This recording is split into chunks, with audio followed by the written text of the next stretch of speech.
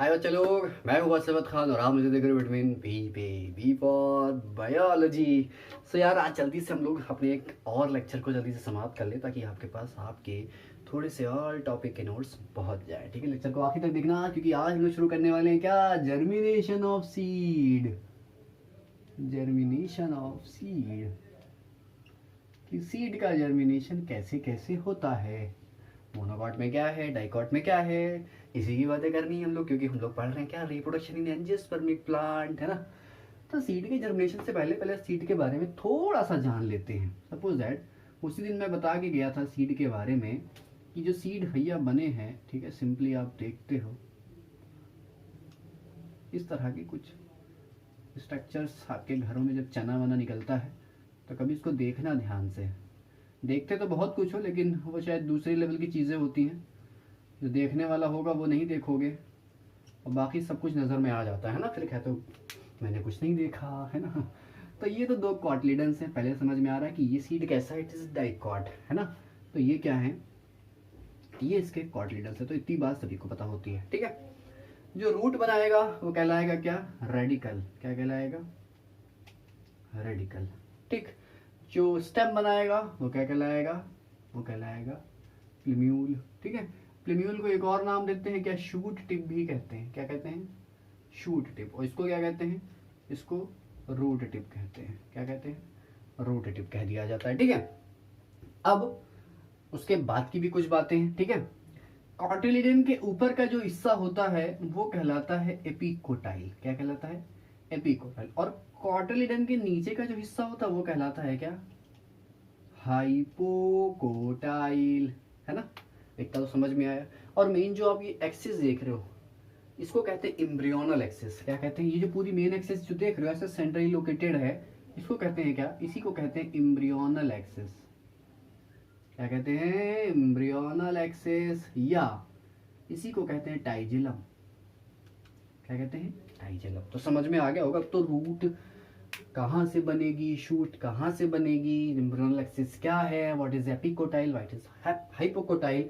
तो ये बात आई होप आपके दिमाग में, खोपड़ी में बैठ गई होगी। ठीक है, तो इतनी बातें सभी को पता थी। ठीक है, अब जरा देखो होता क्या है कि एक बात और बता देते हैं कि जो रूट टिप होती है ये कवर्ड होती है इससे, रूट कैप से, इससे रूट कैप, या इसी को कैलिप्ट्रा भी कहते हैं। क्या कहते हैं, कैलिप्ट्रा। तो सारी बातें आपको पता होनी चाहिए, एक एक बात लेके चल रहे हैं इसीलिए। ठीक है, अब देखो जर्मिनेशन जो है वो दो तरह का है।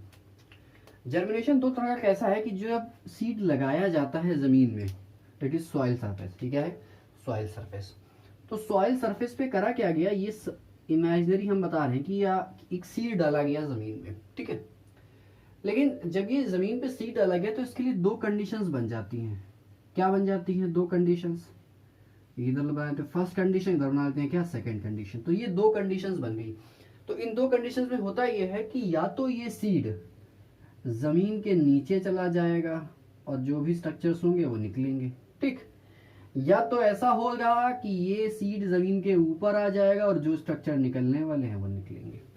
तो देखो जर्मिनेशन किसके बेसिस पे हो रहा है कि सीड ऊपर जा रहा है निकलने के दौरान या जमीन के नीचे चला जा रहा है, उसी के बेसिस पे जर्मिनेशन दो तरह के हो जाते हैं। अब देखो जर्मिनेशन दो तरह का कैसे होता है। सपोज दैट कि हमने क्या करा, ये एक सीड लगाया। जब हमने सीड लगाया तो हुआ ये, एक कंडीशन, पहली कंडीशन लेके चल रहे हैं कि एपिकोटाइल पहले इलोंगेट हुआ।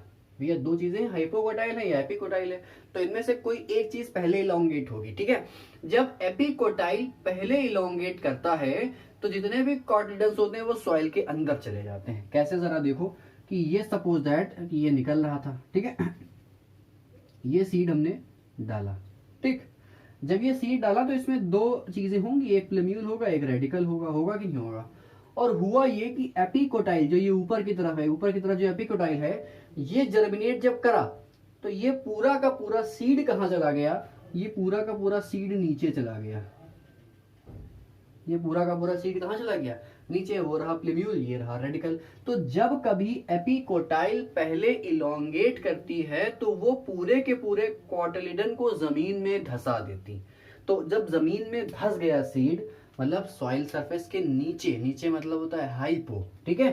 तो इस तरह का जर्मिनेशन कहलाता है हाइपोजियल जर्मिनेशन। क्या कहलाता है? हाइपोजियल जर्मिनेशन, या इसी को हाइपोजियस भी आप कह सकते हो। क्या कह सकते हो? हाइपोजियस जर्मिनेशन। समझ में आया? जब एपिकोटाइल पहले बढ़ेगा तो कॉटिलिडन कहां चले जाएंगे? सॉइल सरफेस के नीचे, और नीचे गया तो जर्मिनेशन क्या कहलाया? Hypogeal germination. और हाइपोजियल जर्मिनेशन जो है ये मोस्ट कॉमन है कहां पर? मोनोकॉट्स में। कहां पर? मोनोकॉट्स में। अब मोनोकॉट्स में जैसे कि गेहूं हो गया, चावल हो गया, बार्ले हो गया, भुट्टा हो गया, कोकोनट है, डेट पाम है, तो ये सब मोनोकॉट है। तो एग्जांपल यहां पर मैं लिख देता हूं, वीट, मेज, राइस,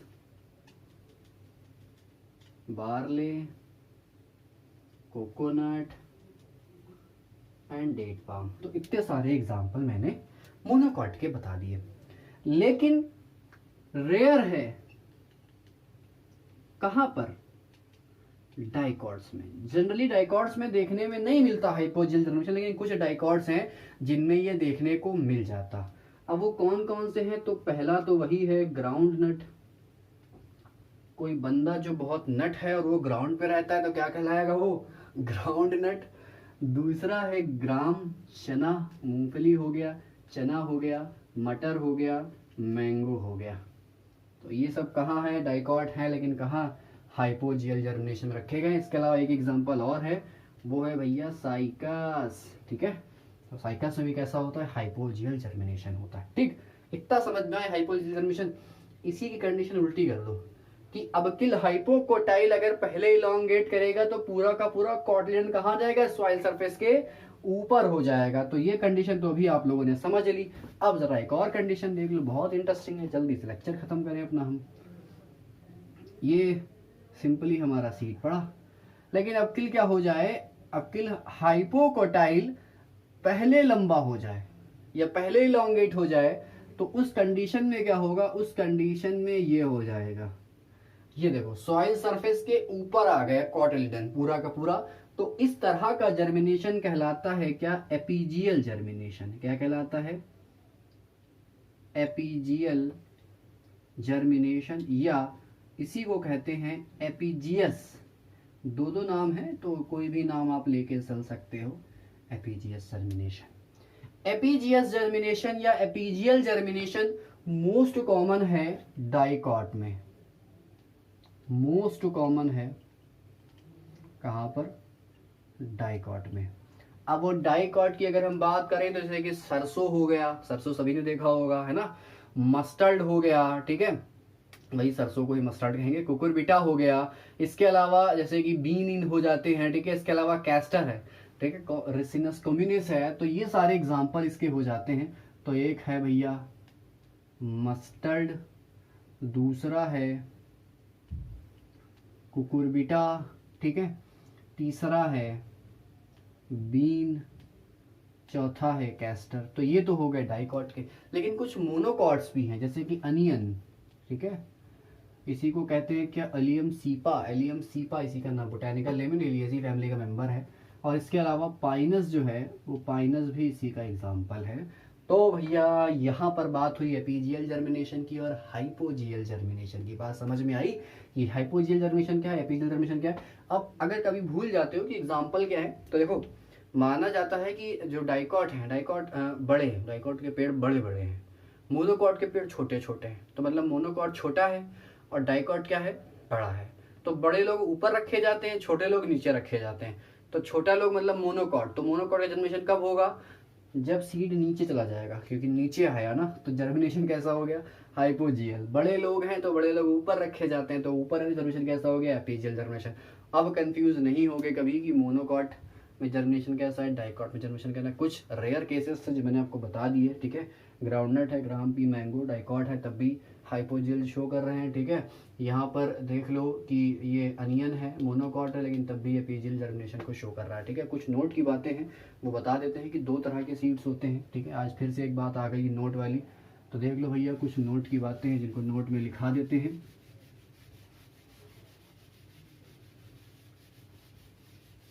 देखो 2 तरह के सीड है, एक सीड होता है ऑर्थोडॉक्स, ठीक है, और एक होता है रिकैल्सिट्रेंट सीड, ठीक है। एक सीड है उसका टाइप है ऑर्थोडॉक्स और एक है रिकैल्सिट्रेंट सीड, ठीक है। दोनों में बहुत फर्क है। दोनों में बहुत फर्क ये है कि ऐसे सीड जो कि मतलब टेम्परेचर घट जाए या पानी घट जाए, ठीक है, एडवर्स कंडीशन आ जाए, ठीक है, लेकिन ये डैमेज ना हो, ठीक है, can not damage due to decrease in temperature and water. पानी घटने की वजह से, टेम्परेचर के घटने की वजह से ऐसे सीड जो डिस्ट्रॉय ना हो, डैमेज ना हो, वो कहलाते हैं क्या, ऑर्थोडॉक्स सीड कहलाते हैं। और ऑर्थोडॉक्स सीड की खासियत ये है कि इसको -196 डिग्री सेंटीग्रेड टेम्परेचर में रख दिया जाए तब भी ये नॉर्मली क्या कर सकता है, सर्वाइव कर सकता है। तो ये खासियत होती है ऑर्थोडॉक्स सीड की। अगर एग्जांपल दें तो वीट है, राइस, मेज, बार्ले, ओट, पल्सेस, दाल हो गई, ठीक है, ओट हो गया, बार्ले हो गया, मेज हो गया, ठीक है, राइस हो गया, वीट हो गया, तो ये सब कहाँ आते हैं, ये सब ऑर्थोडॉक्स सीड में आते हैं, ठीक है। लेकिन वो सीड जो पानी के घट जाने की वजह से या टेम्परेचर की कम हो जाने की वजह से डैमेज हो जाएं, डिस्ट्रॉय हो जाएं, वो कहलाते हैं रिकैल्सिट्रेंट सीड। और इन सीड को बचाने के लिए क्या करा जाता है कि टिश्यू कल्चर मतलब रखा जाता है या उसी का इन सीटू कंजर्वेशन भी करा जाता है। तो टिश्यू कल्चर करके इसको बचाया जाए या इन सीटू कंजर्वेशन करके इसको बचाया जाए, या इनके जो पेड़ लगाए जाते हैं, ठीक है, तो प्लांट इनके इसी तरह से ग्रो कराए जाते हैं। या तो आप ये सीड मिले और तुरंत आप लगा दो इसको, तब भी पेड़ निकल सकता है। लेकिन आप सोचो कि इनको बचा के रख ले 2-3 साल तक, तो ऐसा नहीं है भाई। गेहूं चावल आप बचा के रख लेते हो, लेकिन जो रिकैल्सिट्रेंट सीड होते हैं इनको आप बचा के नहीं रख पाते हो। जैसे कि लीची, लीची का सीड है, आप बहुत देर तक नहीं बचा के रख पाओगे। और कटहल, जैक फ्रूट का सीड है, आप बहुत देर तक बचा के नहीं रख पाओगे।